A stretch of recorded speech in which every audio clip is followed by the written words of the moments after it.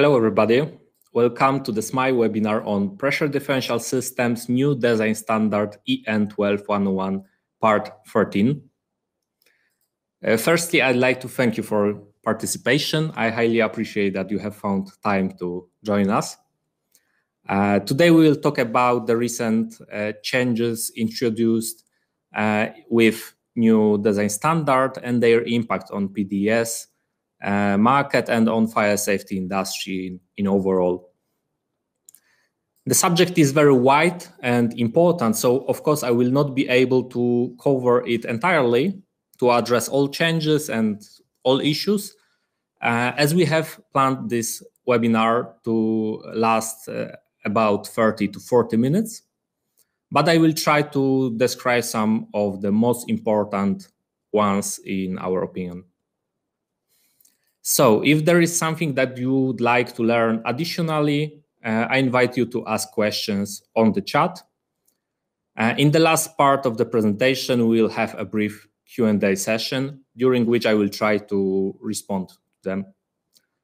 If I will not be able, or if there won't be enough time, don't worry, I will not leave any unanswered. I will come back to you via mail. I think we'll start in a minute or two to give a chance to keep up for people who might be a little bit late. Of course, I will not extend this time too long, as I respect that you were punctual. And I will take this time to introduce myself and my company. My name is Radek Sikorski, and I am Technical Support Manager in the Export Department of SMI company. I'm responsible for providing support to designers, mainly on pressure differential systems. So I prepare concepts, calculation, and devices selection.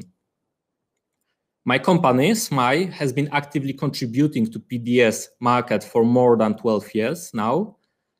We were always and are focused on providing reliable and innovative solutions to actual problems. Okay, I think we can begin. After more than a decade of works to replace EN 12101 Part 6, this year the new version of standard and new design standard Part 13 was finally published. What changes have been made? How will this impact the design process of pressure differential systems? And what is also important, why is this important? Was the standard 12101 Part 6 that bad? Let's begin with background. European standard EN 12101 Part 6 was published in 2005. It was based on British standard BS 5588 Part 4 from 1998. The adoption of this standard into the EN 12101 family and its harmonization was intended to make it possible to test and certify pressure differential kits and to CE mark them. The idea was right. Only systems tested in an accredited laboratory, according to a clear methodology, provide confidence that, of course, if they are properly designed and installed, they will protect human life. The problem with EN 12101 Part 6 was that it actually didn't give a clear testing methodology. It was more a design standard than a product one, and in certification body's opinion, it was useless. CE marking was impossible. This was noticed as soon as it was published, so work on a new new product standard started quite quickly. An alternative route had to be found to introduce pressure differential systems into the markets. It was done by National Technical Assessment. The Building Research Institute, ITB, built a PDS testing lab in Warsaw and used the accepted by the European Committee for Standardization testing methodology based on the draft of the new standard, new 12101 Part 6. What do you think then? Has the existing standard 12101 Part 6 fulfilled its role as a design basis? In part, Yes, it allowed us to select class, gave us design objectives, showed us how to make calculations for air volume and pressure relief damper sizing. However, it was not perfect.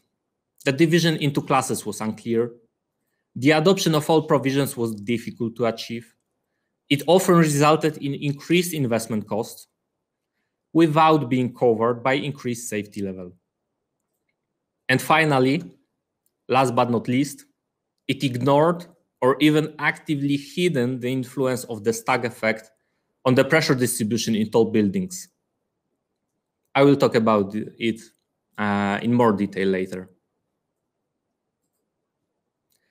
As a result, we can welcome the revised EN 12101 Part 6, which now is a pure product standard, covers the requirements for testing, pressurization kits of components, and is finally the basis for CE marking. And EN 12101 Part 13, which is intended to cover design and calculation methods, but also installation, commissioning, and maintenance. The first and one of the most important differences is the change in the most basic design objectives. The acceptable range of pressure in the stairwell has been increased from 50 Pascal plus minus 10%, so 5 Pascal, to a minimum of 30 Pascal, while the maximum will be set by the criterion of 100 Newton of force required to open the door. So as we can see, the standard gives us more freedom in shaping pressure distribution in the protected spaces, hopefully with no significant safe level drop. We have also changes in the system division, air velocities in the airflow criterion, and response times for dynamic systems. As the maximum pressure is set only at 100 Newton, it is necessary to calculate this value and to indicate in the design every time. We can calculate this from the given formula. It depends on the size of the door, the location of the handle, and the force of the self-closer. There is also a useful summary in the standard for an assumed door height of 2 meters. As we can see, it varies strongly from 40 up to even 80 Pascal. So it is important to check it every time because the accuracy of the system will strongly depend on this value.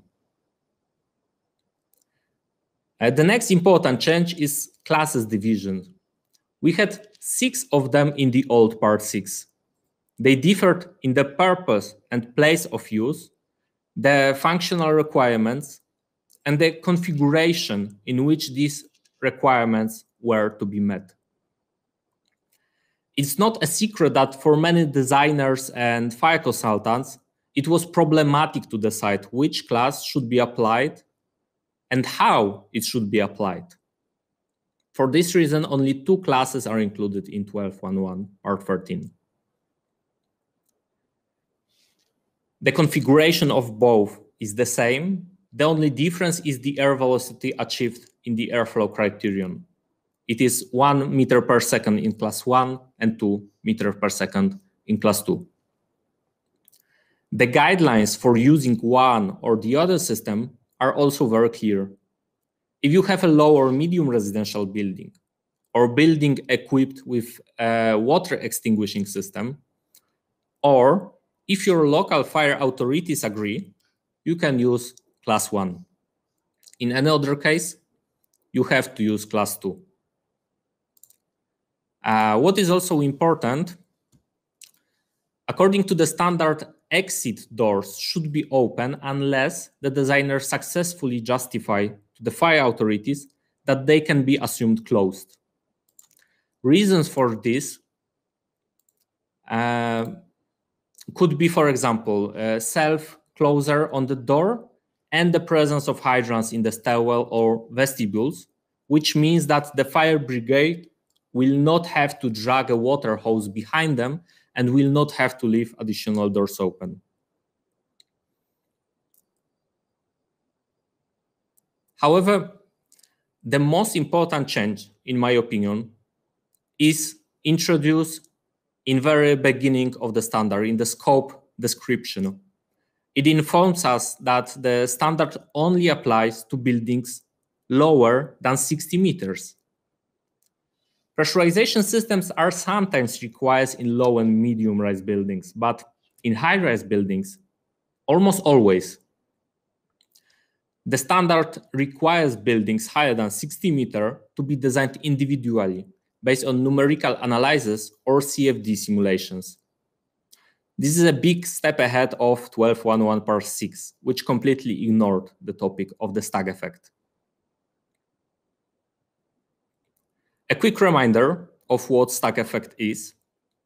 In isothermal conditions, so when inside and outside temperatures are equal, the pressure distribution in the high-rise building is the same. If we pressurize it, we will move the pressure to the required value. Meanwhile, in the winter and summer conditions, air inside staircase moves up or goes down due to the buoyancy forces and convection movements. It causes uneven pressure distribution. When we pressurize the staircase, we will move the pressure range, but we don't change the pressure spread, so the difference between top and the bottom pressure is still the same. It is only illustrative graph to show the effect, and we have to remember that it will be partially reduced by the pressure relief damper on the top of the staircase. So how it will look like with pressure relief damper, we can see here on example of 90-meter building. We can add vertical lines to show our limitations, 30 Pascal as a minimum, and 60 Pascal for a 1 meter wide door as a maximum. As we can see, if we select air volume for the 45 Pascal to be between 30 and calculated 100 Newton, we achieve even pressure distribution in the isothermal conditions. It is straight line, but during winter, we have under pressure on the first three floors. It is dashed line. If the fire is there on those first 3 floors, the PDS would suck the smoke and distribute it throughout the building. Let's check what will happen if we supply more air. As we can see, the pressure graph takes the shape of sail. It will meet the requirements during winter, but it will exceed the maximum pressure during the rest of the year. And the staircase will make trap for people on the fire floor. So as you can see, designing a PDS in high-rise building is not an easy job. And please know that we have considered only 2 weather scenarios and the pretty mild ones, only 0 degrees during the winter. So the situation would be even worse with colder winter and the hot summer. You may wonder, how is it possible that such systems have so far been designed and commissioned? 2 tricks were popularly used. Firstly, there was an unwritten rule that tests were never performed in winter and summer. And the second one is actually hidden in Annex B of the old standard 12.1.1 Part 6.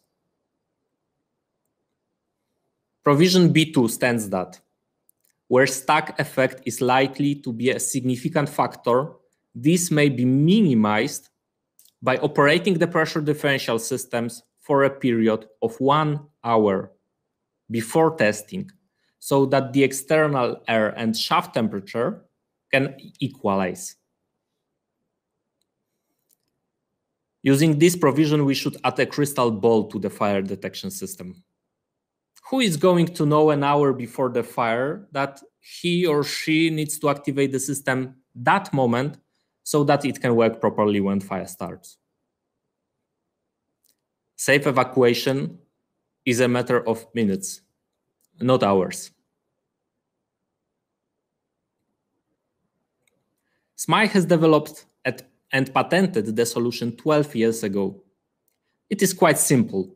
We use reversible fans to provide air into the under pressure part and extract it on the opposite end of the staircase. Airflow direction is based on inside and outside air temperature measurements. Each fan is dynamically controlled, so they are constantly adapting to the changing pressure inside protected space. Thanks to that, we obtain even pressure distribution in the entire height of the staircase throughout the entire year just after activation. And this is how the pressure distribution will look like with our flow system. The big advantage of this system is that it can be used for every building height. For the highest buildings, we just have to add unit on the middle of the staircase to cover local pressure drops and the airflow criterion. This is what a report based on mathematical analysis that is required by EN 1211 Part 13 might look like. We have already prepared many such reports for our clients. This must include a check of winter, isothermal, and summer conditions. We are capable of checking the pressure distribution for particular airflows, supply points locations, and all possible temperature combinations. To calculate it, knowledge about the airflow resistance of the particular staircase is needed. EN 12101 Part 13 gives us the calculation method for typical staircases. But in case of non-typical staircase, we can perform a CFD simulation to check this value for further calculations. This is an example of scissor staircase with both parts hydraulically connected and with additional asylum for disabled on every floor. It was performed for an actual project based on EN 12101 Part 13 in Italy. Sometimes a full CFD simulation of the vertical root, representative floors, and all other elements that strongly influence the pressure distribution is needed. We can prepare it for you. I invite you to contact us with building higher than 60 meters. I am sure that together we can handle them.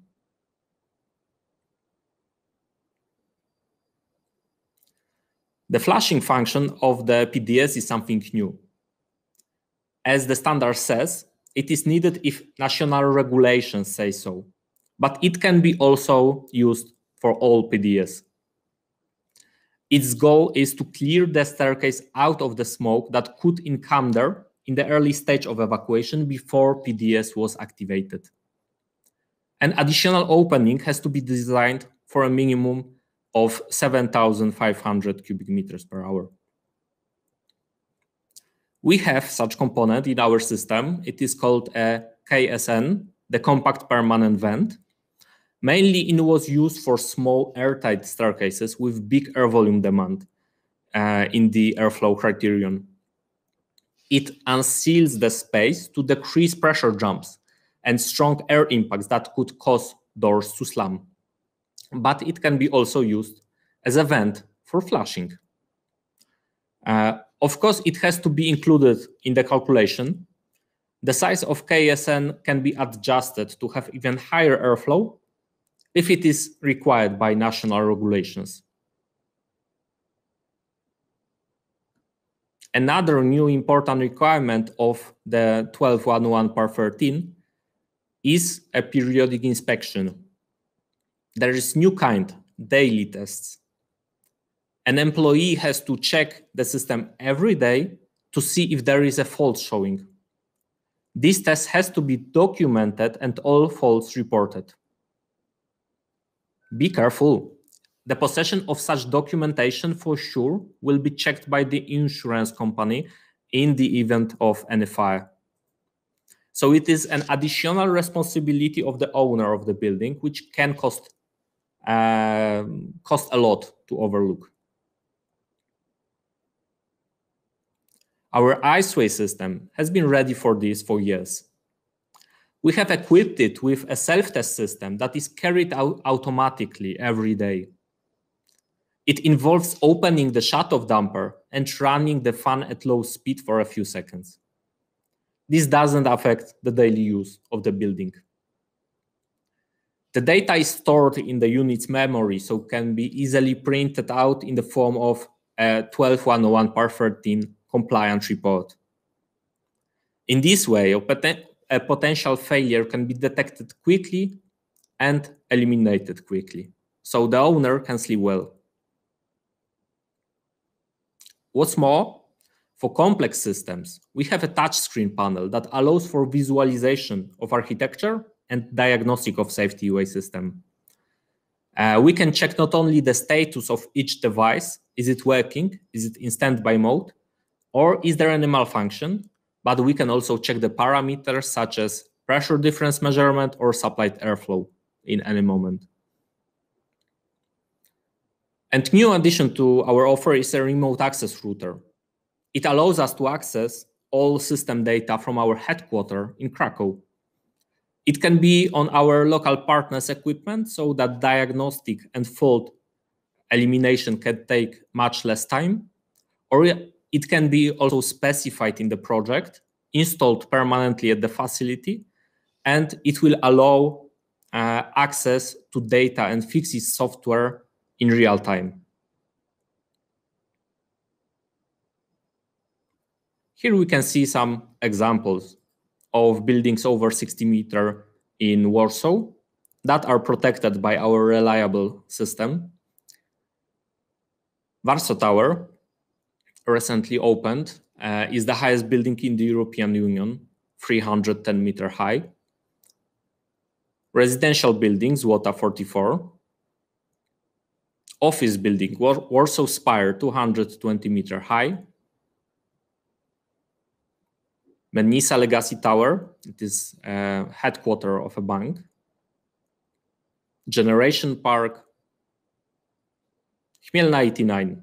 So we can see 6 of them in just one picture.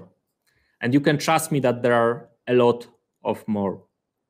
We have successfully installed dozens of them in Poland and abroad.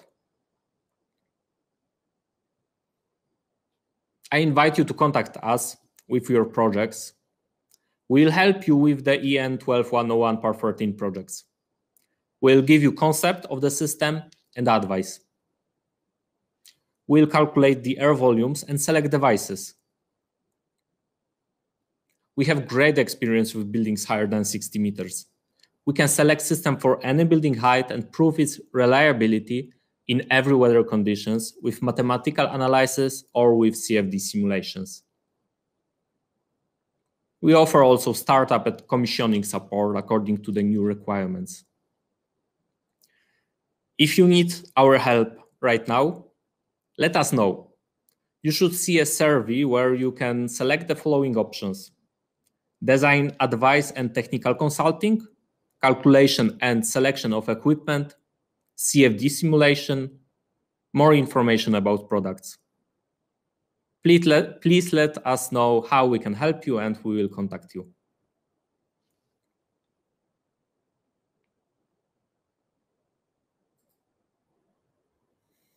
And now I invite you to take a 2-minute break, after which I will move on to answering some questions from the chat.